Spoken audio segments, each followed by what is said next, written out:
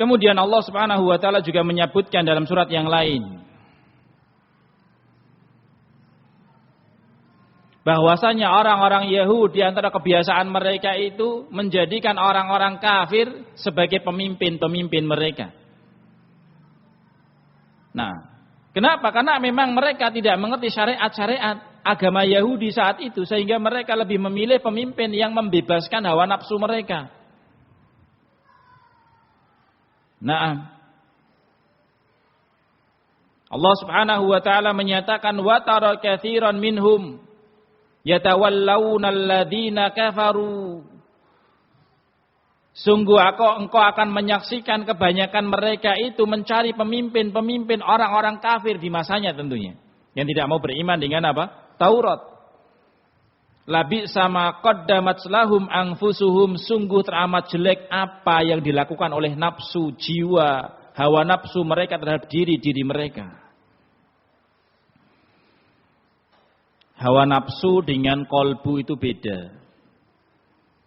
Sepuas apapun engkau memuaskan hawa nafsu, engkau tidak akan pernah merasakan yang namanya cukup dan bahagia. Apa nafsu yang kau turuti? Silahkan penuhi sebanyak-banyaknya.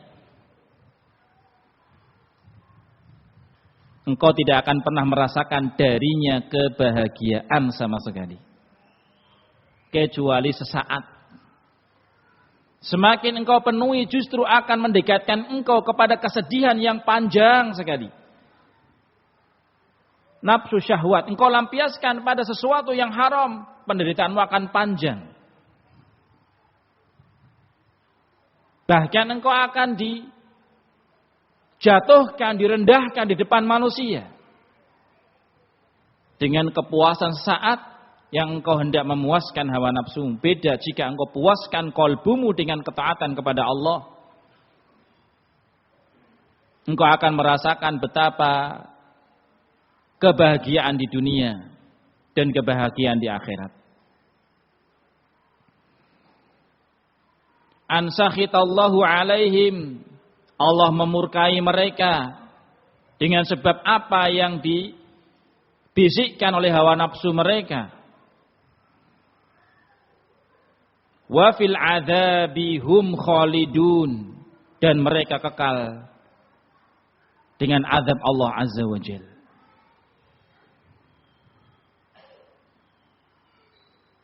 Di dalam ayat yang lain pula Allah Subhanahu wa taala menyatakan tentang mereka, alam taro ilal ladina utu nasiban minal kitab. Tidakkah engkau lihat kepada orang-orang yang diberikan bagian daripada kitab? Haulail yahud, diberikan kitab Taurat. Diturunkan di tengah-tengah mereka seorang nabi. Kurang apa? Dan mereka dijadikan permisalan tentang kepandaian akal-akal mereka. Ini yang dimaksud oleh para ulama, adz-zaka bila zaka la yanfa'. Cerdas saja tanpa zakat, ketakwaan la yanfa'. Tidak bermanfaat.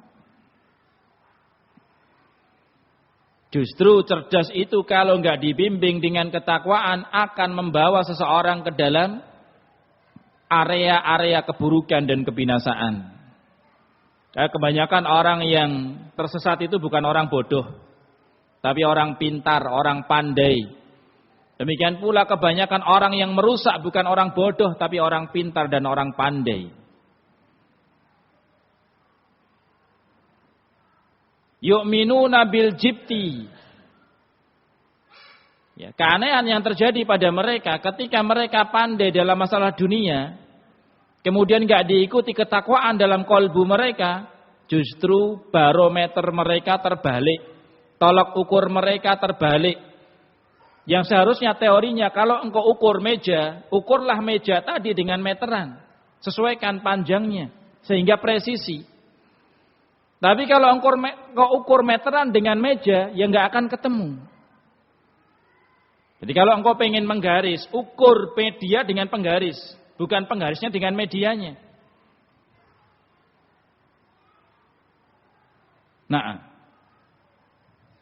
mereka sudah diberikan Taurat, tetapi apa yang mereka lakukan? Yu'minuna bil jibti. Mereka beriman dengan berhala, beriman dengan para kuhan, tukang ramal mereka.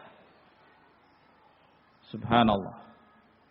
Mereka jahil dalam bidang agama mereka, walaupun mereka pandai dalam bidang keduniaan mereka. Bahkan kalau kita mau meng-cross check semua kemajuan teknologi ini berasalnya dari siapa? Pencetusnya awal. Kau akan mendapati mayoritas dari mereka. Nah, di samping mereka beriman dengan jibt tadi, ya, para kuhan, berhala, peramal-peramal.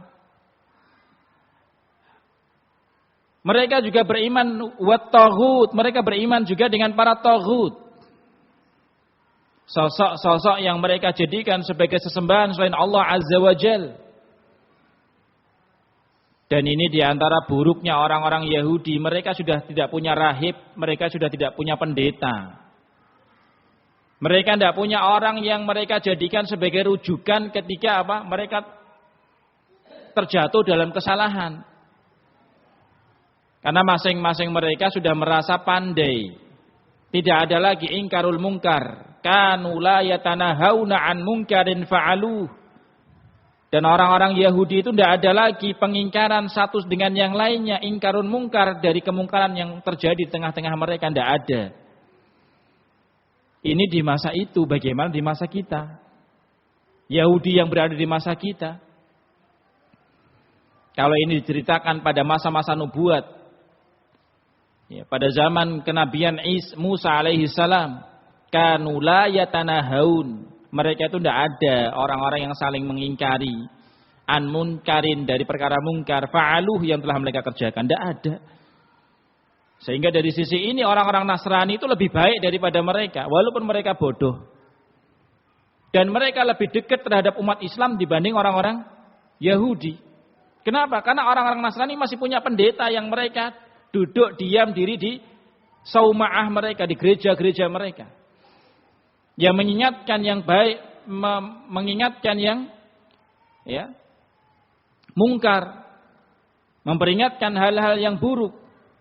Tapi kalau Yahudi, tidak ada. Sehingga engkau mendapati, jika engkau bertetangga, maka orang yang paling dekat dengan orang-orang muslimin adalah haula. Orang-orang Nasara. Wa yaqulun, dan mereka berkata lilladina kafaru, terhadap orang-orang yang kafir. Jadi mereka itu berpedoman. Atau mereka menyatakan orang-orang kafir di zaman mereka komentari dengan komentar positif. Apa komentarnya? Haula ahda minal ladina amanu sabila. Orang-orang kafir itu lebih mendapatkan arah dan petunjuk jalan mereka dibanding orang-orang yang beriman. Bagaimana sudah orang yang hidupnya timbangannya sudah terbalik? Dia sudah nggak punya kontrol hati, nggak punya kontrol pikiran, nggak punya kontrol agama. Ya, kira-kira kalau kita punya timbangan di toko dan kita adalah orang yang jual beli dengan cara timbangan kita rusak, apa yang akan kita lakukan?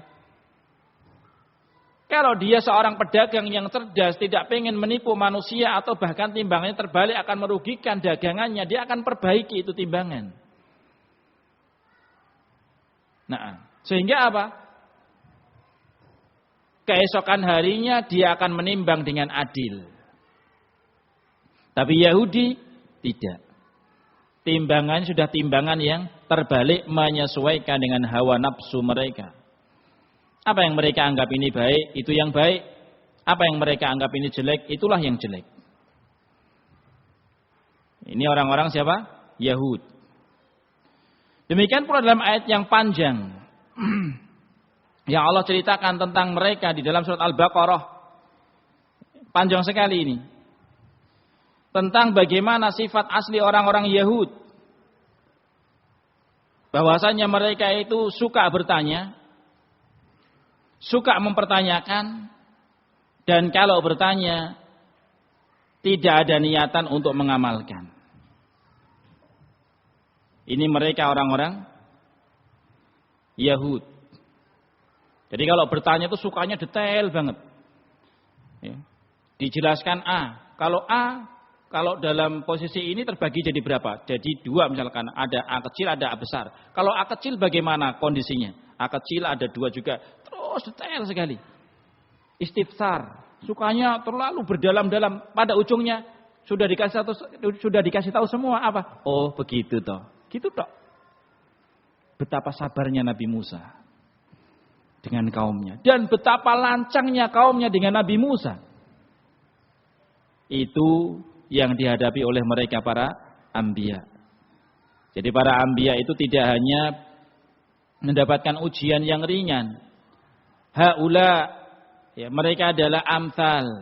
Orang-orang yang harus kita jadikan sebagai cermin. Ya, di dalam kehidupan kita.